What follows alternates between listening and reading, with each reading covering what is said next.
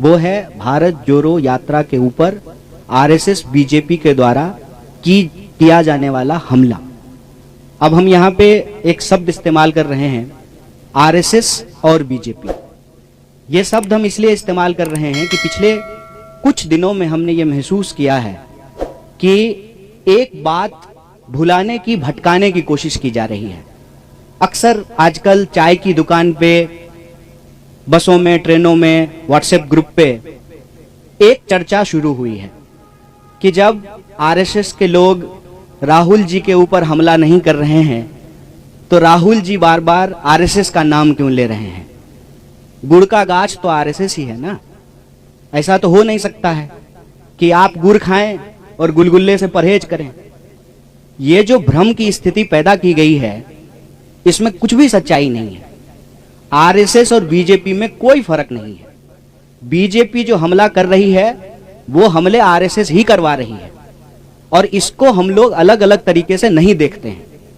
हालांकि इस बात का जयराम जी ने भी स्वागत किया, हमारे पार्टी के तमाम वरिष्ठ नेताओं ने स्वागत किया कि राम मंदिर के पुजारी ने भारत जोड़ो यात्रा का स्वागत किया, तो इसका हम लोगों ने स्वागत किया कि बहुत अच्छी बात है। और हमने कहा कि जो लोग आना चाहते हैं, भारत जोड़ो यात्रा का दरवाजा सबके लिए खुला हुआ है। हमारे मन में किसी के प्रति कोई नफरत नहीं है, द्वेष नहीं है।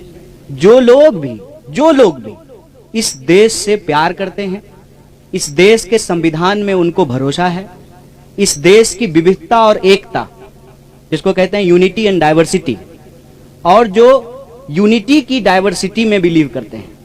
सिर्फ इसकी बात नहीं है कि हमको डाइवर्सिटी में यूनिटी चाहिए, यूनिटी की डाइवर्सिटी को भी हमको रिस्पेक्ट करना पड़ेगा, क्योंकि हम इस दौर में जी रहे हैं जहां अलग अलग तरह के चॉइसेस हैं, अलग अलग तरह का लाइफ स्टाइल है, और ये जो हमारी विविधता है वो हमारा सबसे बड़ा स्ट्रेंथ है। और आप किसी भी एग्जाम्पल को उठा करके देख लीजिए।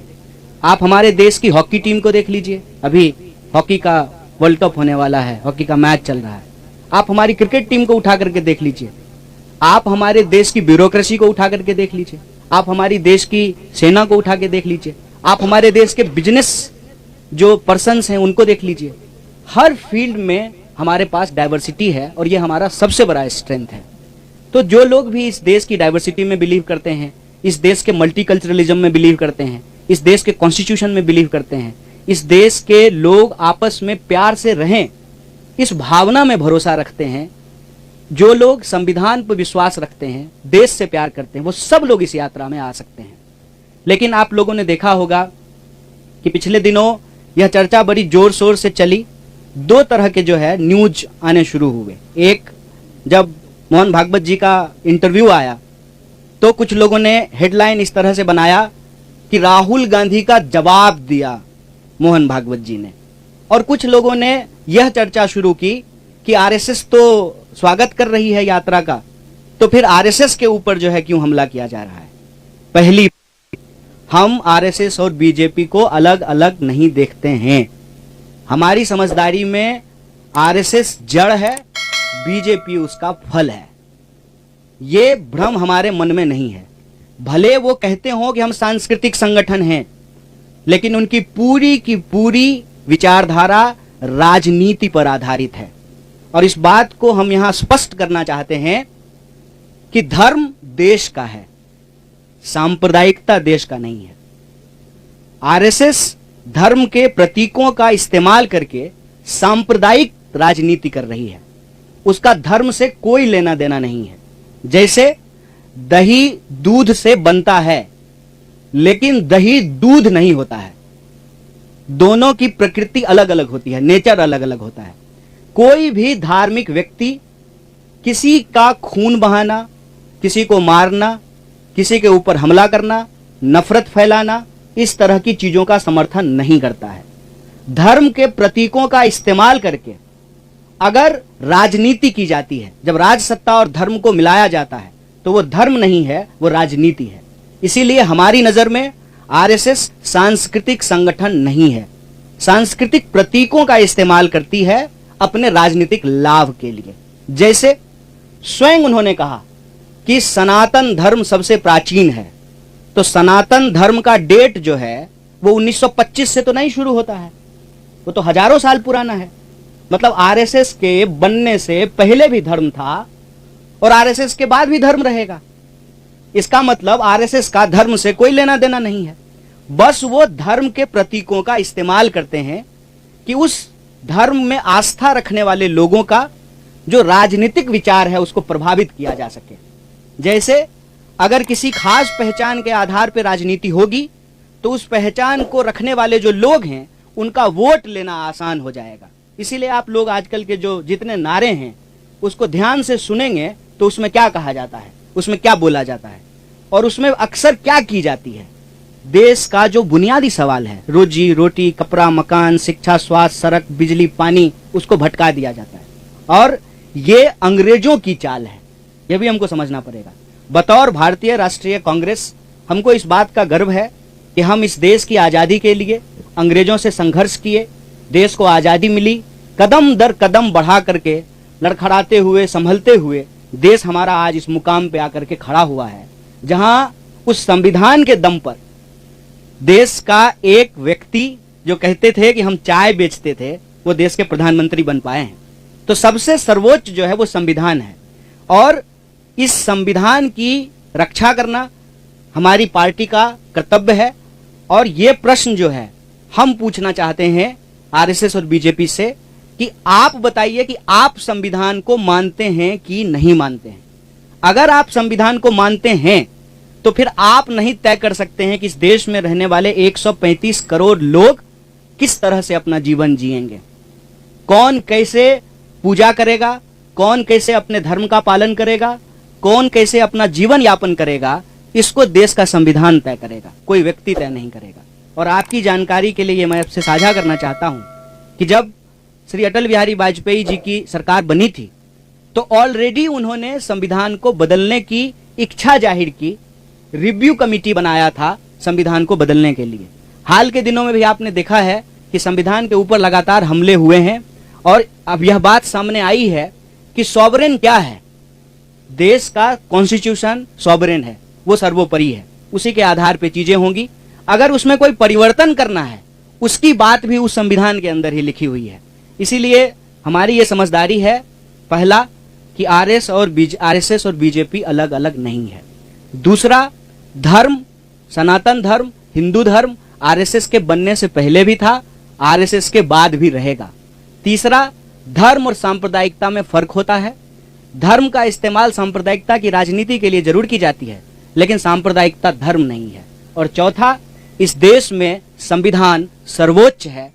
कौन कैसे जिएगा, इस देश का भविष्य क्या होगा, इस देश के नागरिक जो इस देश के भीतर रहते हैं, चाहे वो किसी भी धर्म के हों, वो क्या खाएंगे, क्या पहनेंगे, उनके कर्तव्यों की भी व्याख्या है और उनके अधिकारों की भी व्याख्या है। तो इस संविधान के अनुसार जो नागरिक अधिकार हैं उसको बचाना, संविधान को बचाना भारतीय राष्ट्रीय कांग्रेस की प्राथमिकता है। भारत जोड़ो यात्रा, जैसा कि बार बार जयराम जी भी बोलते हैं कि हर बिंदु को लेकर के, चाहे वो राजनीतिक हो, आर्थिक हो, सामाजिक हो, हर बिंदु को लेकर के चल रही है।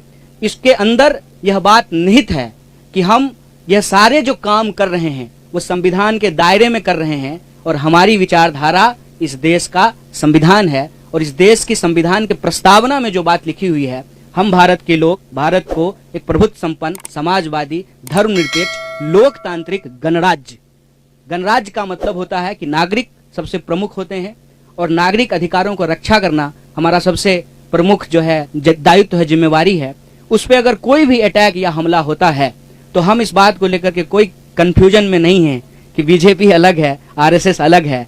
अगर बीजेपी और आरएसएस अलग अलग है तो आप मुझे बताएं कि इस बात को प्रचारित क्यों किया जाता था जब प्रधानमंत्री शपथ ले रहे थे कि इन्होंने 42 साल आरएसएस की सेवा की है, ये जो है स्वयं सेवक रहे हैं।